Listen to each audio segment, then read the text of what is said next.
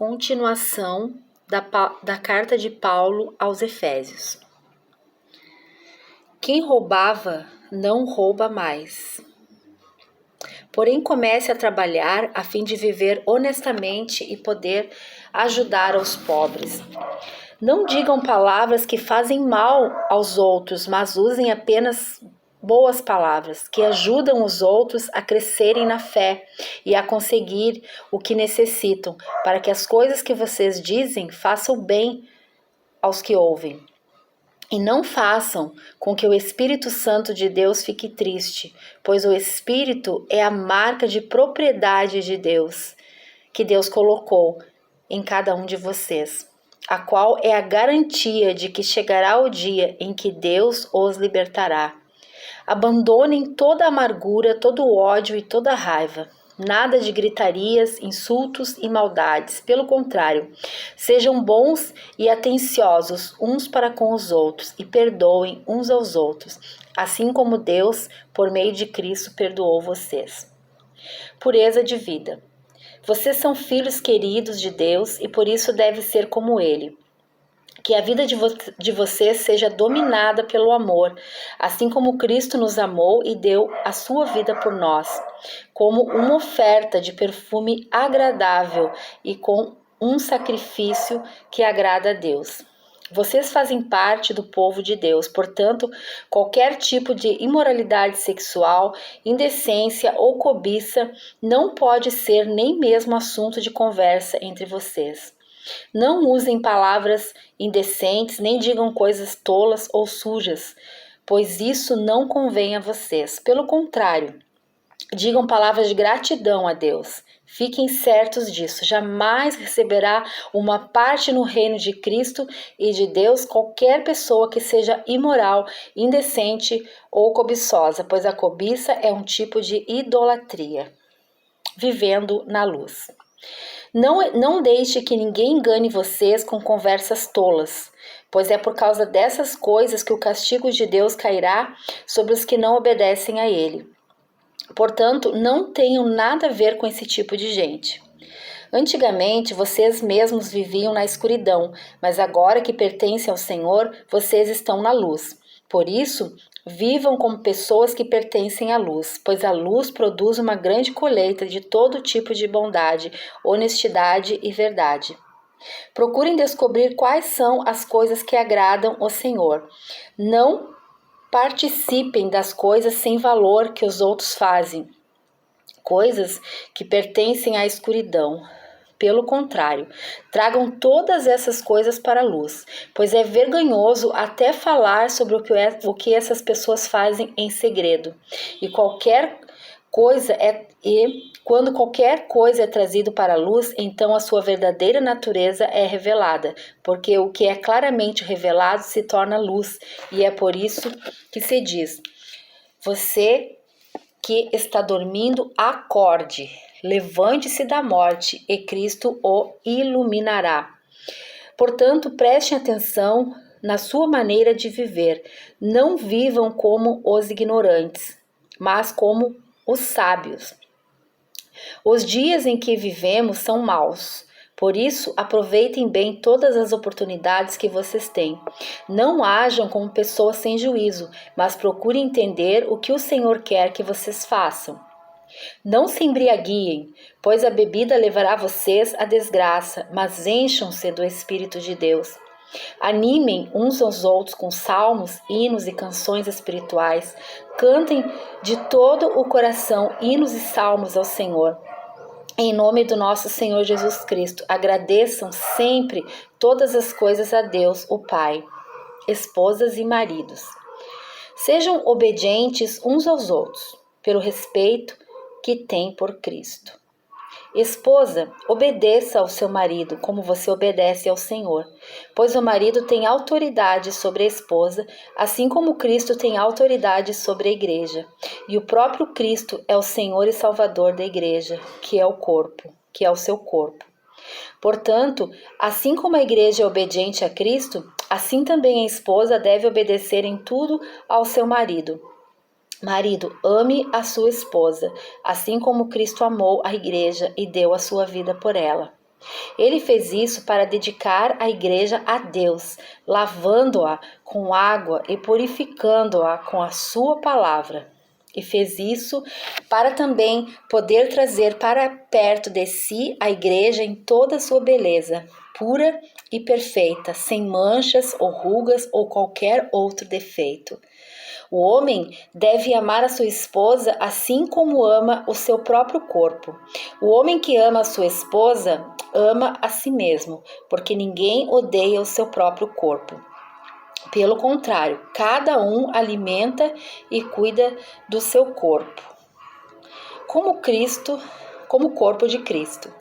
Como dizem as Escrituras Sagradas, é por isso que o homem deixa seu pai e sua mãe para unir-se com a sua esposa e os dois se tornam um só corpo.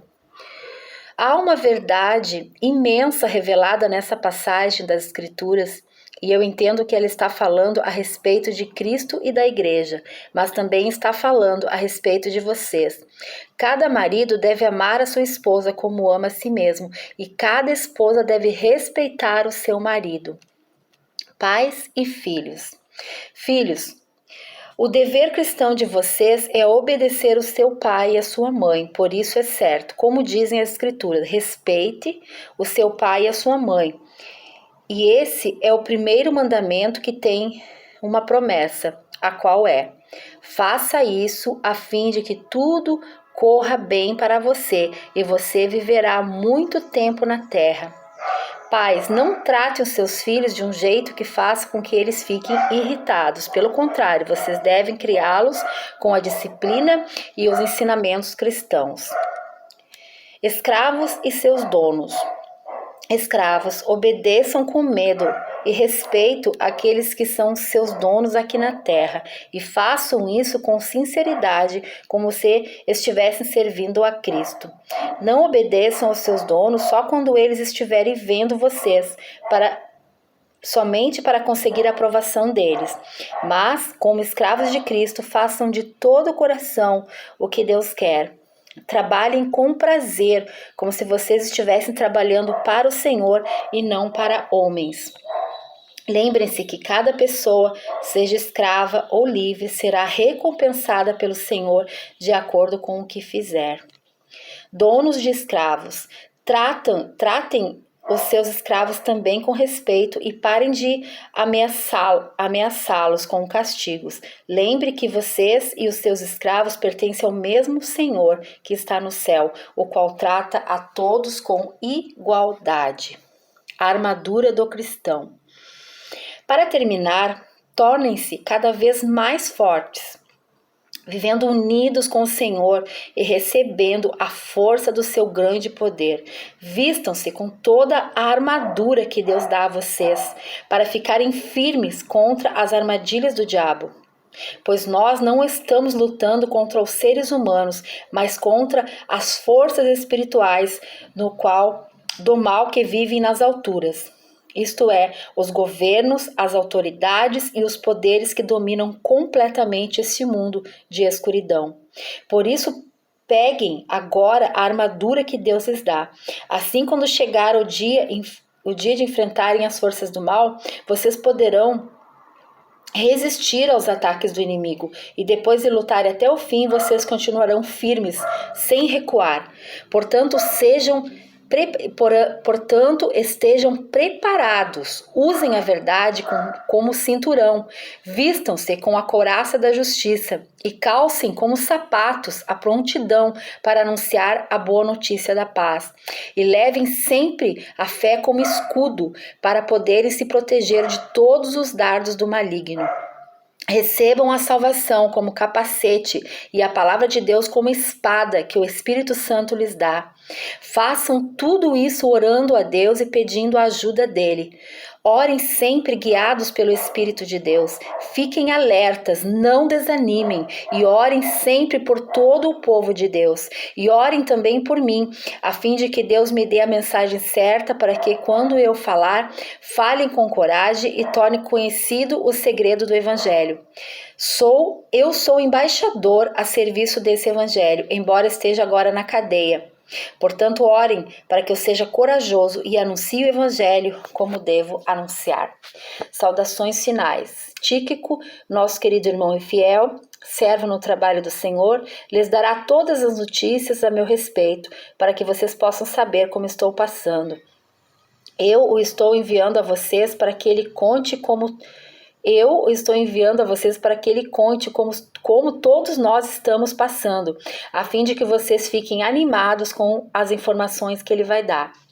Bênção, que Deus o Pai e o Senhor Jesus Cristo deem a todos os irmãos paz e amor com fé, e que a graça de Deus esteja com todos os que amam o nosso Senhor Jesus Cristo, com um amor que não tem fim.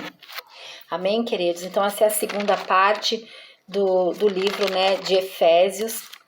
E eu vou ler aqui o resumo, tá, da minha Bíblia, desse livro, né, de Efésios. A carta aos Efésios celebra a abundância e a riqueza que os cristãos têm em Jesus. Jesus os comprou e libertou com sua própria vida, por meio do seu Santo Espírito. Ele age poderosamente nos cristãos, né? Por meio do seu Santo Espírito, ele age poderosamente na vida dos cristãos, né? Jesus é o Senhor da igreja cristã, mas também de todo o mundo. Ele está presente em toda parte. Os cristãos têm diante deles um futuro maravilhoso, para o qual o Espírito Santo é, por assim dizer, um adiantamento. Importa reconhecer isso com profundidade cada vez maior e enraizar-se cada vez mais nele, né, em Jesus. Paulo também lembra que, em contraste a isso, antes os cristãos eram tão culpados quanto qualquer outra pessoa, porque todos nasceram com a natureza pecaminosa, que os leva a fazer o que desperta a ira de Deus. Não foi o seu próprio mérito que os salvou e fez deles cidadãos do novo mundo de Deus, mas a graça de Deus. Deus os criou de novo e a sua nova vida precisa tornar-se visível naquilo que fazem aqui na terra agora. Da mesma forma, devem abandonar o mal, porque sua velha natureza não pode mais forçá-lo a praticar as maldades.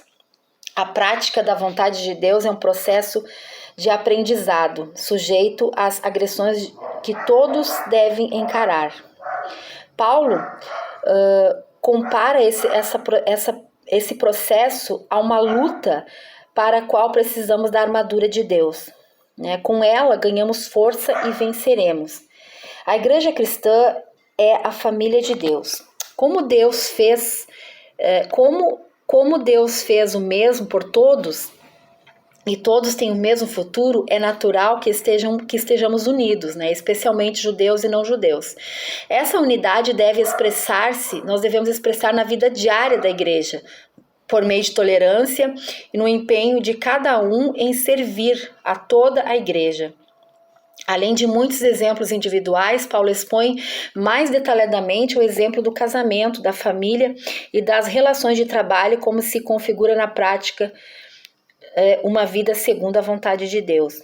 O casamento torna-se uma imagem do relacionamento entre Deus e a igreja. A vida familiar é marcada pelo respeito. Escravos e livres são iguais diante de Deus e podem confiar uns aos outros. Então, os personagens principais são Paulo e Tíquico, e o local, né, Efésio, né, a cidade que atualmente fica no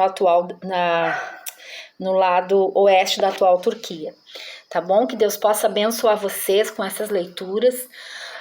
Que a palavra de Deus penetre na sua mente, no seu coração, e que a gente realmente possa viver a Bíblia, porque a Bíblia ela não é para ser lida, ela é para ser vivida. Beijo!